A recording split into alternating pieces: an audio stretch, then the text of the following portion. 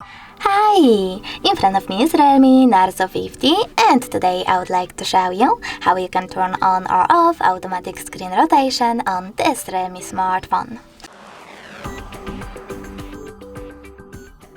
Start by opening tab menu and looking for auto rotate icon.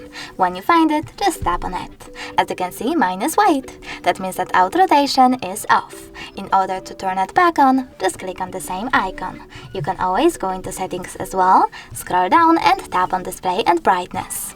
Now scroll down again and click on this switcher next to auto rotate. If it's gray, that means that auto rotation is off. In order to turn it back on, click on the same switcher. Thanks so much for watching. If you enjoyed this video, leave a like, comment and subscribe. Bye!